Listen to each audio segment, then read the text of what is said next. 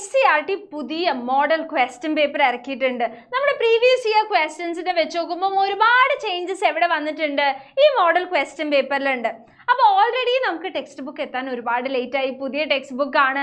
അപ്പോൾ നിങ്ങൾക്ക് അറിയാമല്ലേ, എന്ത് നോക്കി പഠിക്കണം എന്നുള്ള കൺഫ്യൂഷനിലായിരിക്കും നിങ്ങൾ ഇരിക്കുന്നത്. ഒന്നുകൊണ്ടും പേടിക്കേണ്ട. ഇപ്പം നമ്മൾ അനലൈസ് ചെയ്യാൻ പോവാണ് എന്തൊക്കെ ചേഞ്ചസ് ആണ് പുതിയ ക്വസ്റ്റ്യൻ പേപ്പറിലുള്ളത്, ഏത് രീതിയിലാണ് നിങ്ങൾ എക്സാമിന് പഠിക്കേണ്ടത്, ഏതൊക്കെ പുതിയ ക്വസ്റ്റ്യൻസ് ആഡ് ആയി, ആൻഡ് ലാസ്റ്റ് വരെ നിങ്ങൾ കാണേണ്ട ഒരു പോയിന്റ് ഉണ്ട്. എന്താണ്? ഗ്രാമറിൽ വന്ന മാസീവ് ചേഞ്ച്. സോ നമുക്ക് പതിയെ ക്വസ്റ്റ്യൻ പേപ്പറിലേക്ക് കടക്കാം.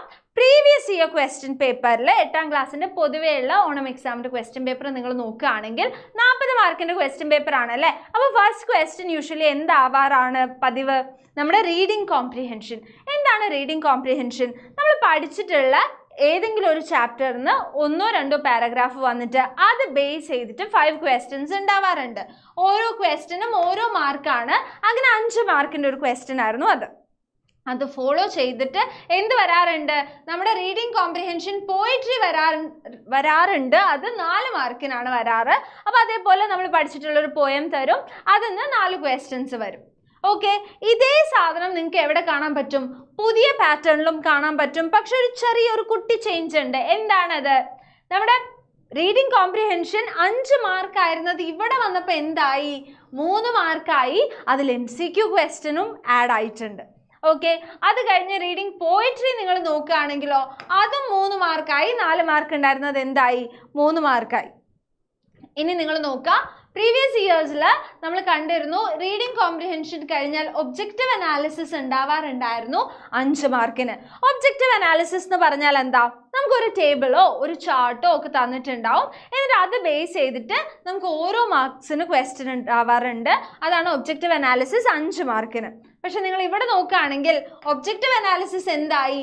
3 മാർക്കാക്കി കുറച്ചു.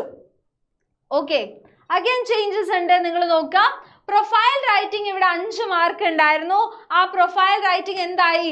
4 മാർക്കായി കുറഞ്ഞു.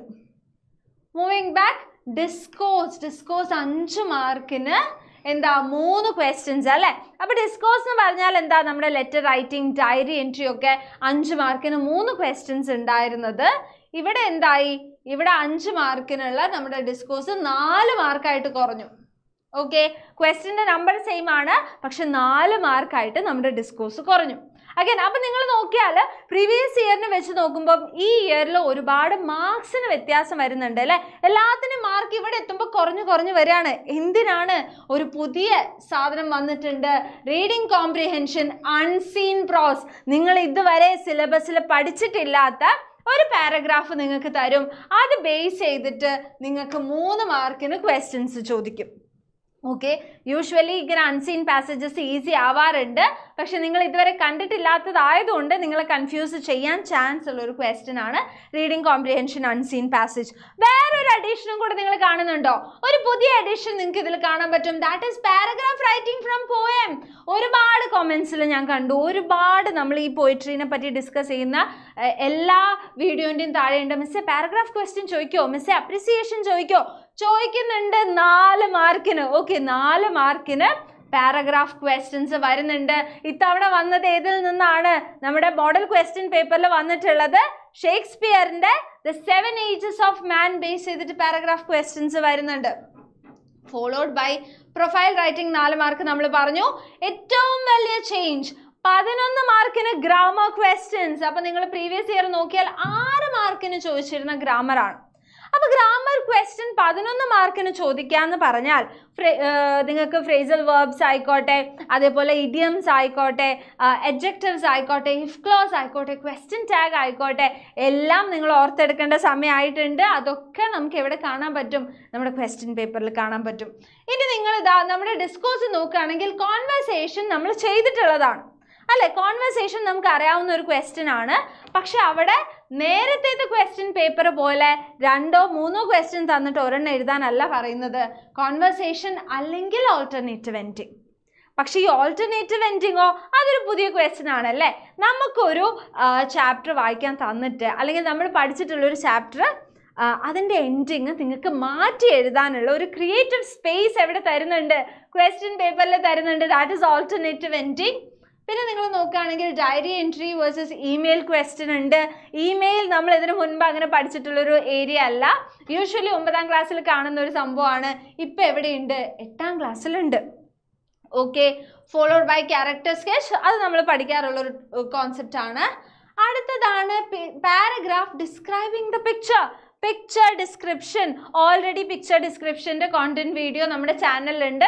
എങ്ങനെയാണ് ഒരു പിക്ചറിനെ ഡിസ്ക്രൈബ് ചെയ്യേണ്ടത്, അതും ഏത് ബേസ് ചെയ്തിട്ട്? ചാപ്റ്റർ ബേസ് ചെയ്തിട്ട്. അപ്പോൾ ഇതും എന്താണ്? കമ്പാരിറ്റീവ്ലി ഒരു പുതിയ ക്വസ്റ്റ്യൻ ആണ്.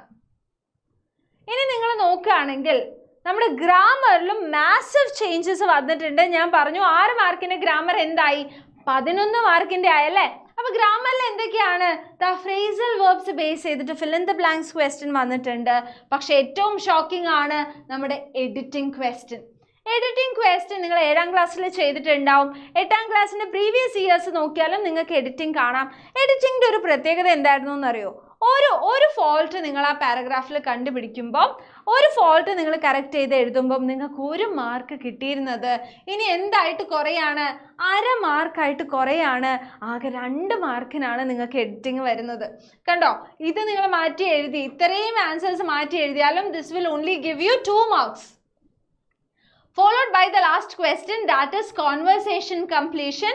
Conversation completion നിങ്ങൾ നോക്കൂ, if clause ബേസ് ചെയ്തിട്ട് ക്വസ്റ്റ്യൻ ഉണ്ട്, had better ബേസ് ചെയ്തിട്ട് ക്വസ്റ്റ്യൻ ഉണ്ട്, ക്വസ്റ്റ്യൻ മേക്കിങ്ങിൽ ക്വസ്റ്റ്യൻ ഉണ്ട്.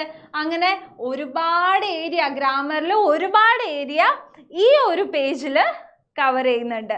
സോ നിങ്ങൾ നോക്കിക്കഴിഞ്ഞാൽ മാസീവ് ചേഞ്ച് ആണ് ഇവിടെ ഗ്രാമറിൽ, മാസീവ് ചേഞ്ച് ആണ് ഡിസ്കോഴ്സിൽ.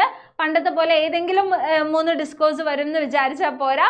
3ഉം സ്പെസിഫിക് ആയിട്ട് 3 ക്വസ്റ്റ്യനിലും ചോദിക്കുന്ന ഡിസ്കോഴ്സ് നിങ്ങൾക്ക് കറക്റ്റായിട്ട് അറിയണം. അപ്പം നിങ്ങൾ പാനിക് ആവണ്ട. ഇതിനൊക്കെ നിങ്ങളെ ഹെൽപ്പ് ചെയ്യാൻ വേണ്ടിയിട്ട് ആരുണ്ട്? നമ്മുടെ റേസ് നിങ്ങളുടെ കൂടെ ഉണ്ട് അല്ലേ? അപ്പം നിങ്ങൾക്ക് എല്ലാവിധ സപ്പോർട്ടും എല്ലാവിധ കോൺസെപ്റ്റ്സും നമ്മൾ റേസിൽ ക്ലിയർ ചെയ്ത് തരുന്നുണ്ട്. അതിന് നിങ്ങൾ എന്ത് ചെയ്യണം? ഇതുവരെ ചാനൽ സബ്സ്ക്രൈബ് ചെയ്തിട്ടില്ലെങ്കിൽ പെട്ടെന്ന് പോയിട്ട് ചാനൽ സബ്സ്ക്രൈബ് ചെയ്യുക. വീഡിയോ മാക്സിമം ഫ്രണ്ട്സിന് ഷെയർ ചെയ്യുക. എല്ലാവരും അറിയട്ടെ അല്ലേ എന്തൊക്കെ ചേഞ്ചസ് വന്നു എന്നുള്ളത്. വീഡിയോ എനിക്കൂടെ വേണ്ടിയിട്ട് നിങ്ങൾ എന്ത് ചെയ്യുക? ലൈക്ക് ചെയ്യുക. ഓക്കെ, അത് മാത്രമല്ല ഒരു അഡീഷണൽ ഇൻഫോ കൂടെ ഉണ്ട്. എന്താണെന്ന് വെച്ച് കഴിഞ്ഞാൽ നമ്മുടെ അഡ്മിഷൻസ് ഓപ്പൺ ആണ്. അപ്പോൾ ഇപ്പോഴും നിങ്ങൾക്ക് റേസിൻ്റെ ഈ ഒരു ക്ലാസ്സിൻ്റെ ഭാഗമാവാൻ പറ്റും, ക്ലാസ് 8ൻ്റെ ഭാഗമാവാൻ പറ്റും. ഇവിടെ നമ്മൾ ഓണം എക്സാം ഓറിയൻറ്റഡ് ആയിട്ടാണ് ക്ലാസ്സസ് കൊടുക്കുന്നത്. എല്ലാ ചാപ്റ്റേഴ്സും നമ്മൾ എല്ലാ ഡീറ്റെയിൽസും പറഞ്ഞു കൊടുത്തിട്ടുള്ള ലൈവ് ഇൻറ്ററാക്ഷൻ സെഷൻസ് ഉണ്ട്. അപ്പോൾ അതൊന്നും നിങ്ങൾ മിസ് ചെയ്യരുത്. And thank you so much for watching. Thanks a lot and bye-bye.